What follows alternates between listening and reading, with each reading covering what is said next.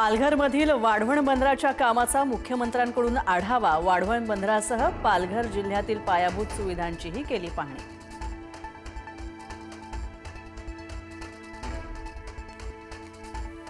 भाव वाढवून घेतला आणि ओमराजेंनी गद्दारी केली। ओमराजेंच्या गद्दारीबद्दल कुणकुण लागली असती तर उमेदवारी देणं टाळलं असतं। धाराशिवचे खासदार ओमराजे निंबाळकरांवर उद्धव ठाकरेंची सडकून टीका।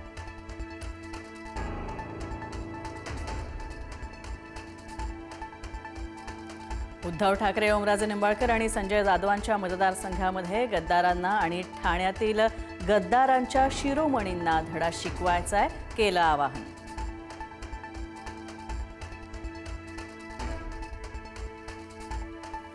फडणवीस माझ्यासोबत विमानात बसले होते तेव्हा ते हतबल होते। फडणवीस यांचे पंख छाटण्याचं काम सुरू आहे। उद्धव ठाकरेंचं विधान, तर गडकरी पंतप्रधान झाले असते म्हणून त्यांचे पंख छाटले गेले।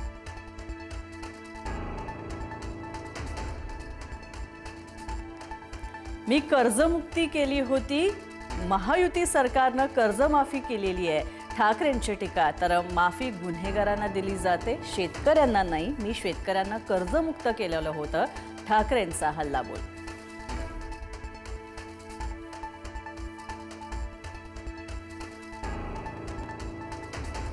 परभणीतील सभेमधून संजय राऊतांची संजय जाधवांवर सडकून टीका। शिव्यांची लाखोली वाहत साधला निशाणा। चापटी मारून नाही तर तुडवून दाखवणार राऊतांचा इशारा। तर मोदींना 12 वर्षात विकास सापडला नाही, यांना काय विकास सापडणार, राऊतांचा टोला।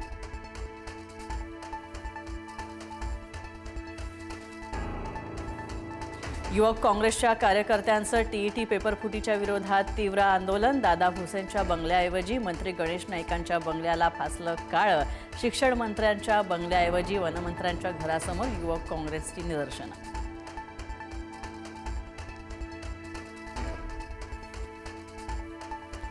लोहगडावर केतन अग्रवालच्या हत्येचं रिक्रिएशन, तर सिया आणि चेतनला घेऊन पोलीस गेले लोहगडावर। हत्येची घटना कशी घडली याबाबत आरोपींकडून माहिती घेतली, तर पोलिसांकडून लोहगड सर्वसामान्यांसाठी आज होता बंद।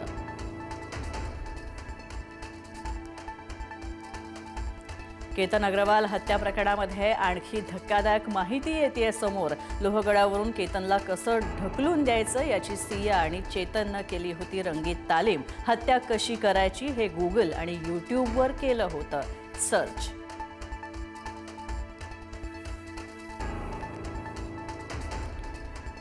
टीईटीचा पेपर 1.5 कोटी रुपयांना विकण्याचा होता कट, तर मुख्यमंत्र्यांकडून एसआयटी चौकशीचे आदेश। राज्यात ठिकठिकाणी टीईटी पेपर फुटीच्या विरोधात आंदोलन।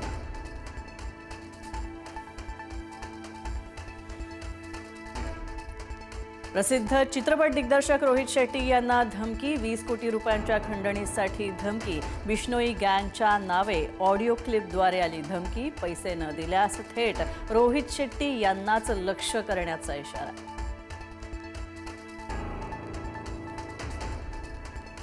मुंबईत 30,000 लोकांना मारण्याचा होता प्लॅन। रिकामा कॅप्सूलमध्ये झिंक फॉस्फाईड घालून वाटप। भायखळ्यामध्ये मोहरम मिरवणुकीतली घटना। आरोपी पेनकिलरच्या नावाखाली वाटत होता विषारी गोळ्या।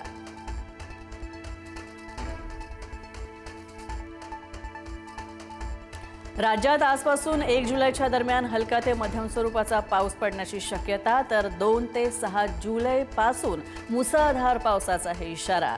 जून महिन्यामध्ये जाणवला एल निनोचा प्रभाव।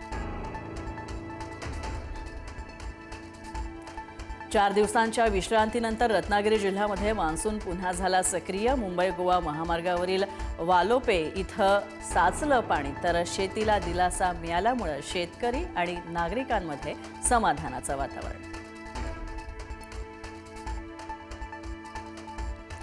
मुंबईला सर्वाधिक पाणीपुरवठा करणाऱ्या तानसा तलावानं गाठला तळ। धरणात अवघा 0.77% पाणीसाठा शिल्लक।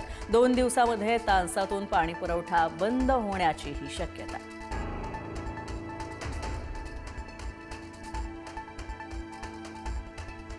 नाशिक जिल्ह्याला जून अखेरीसही पावसाची प्रतीक्षाच. जिल्ह्यातील धरणांमध्ये केवळ 20%च पाणीसाठा उरला. गंगापूर धरणातील पाणीसाठा थेट 30%वर आला. पाऊस लांबल्यास आठवड्यातून 2 दिवस पाणी कपात करावी लागणार. व्हेनेझुएलामधला भूकंपातील मृतांचा आकडा वाढला. आकडा गेला 1400च्याही वर. भूकंपाच्या धक्क्यांमुळे बचाव कार्यात येत आहेत अडथळे.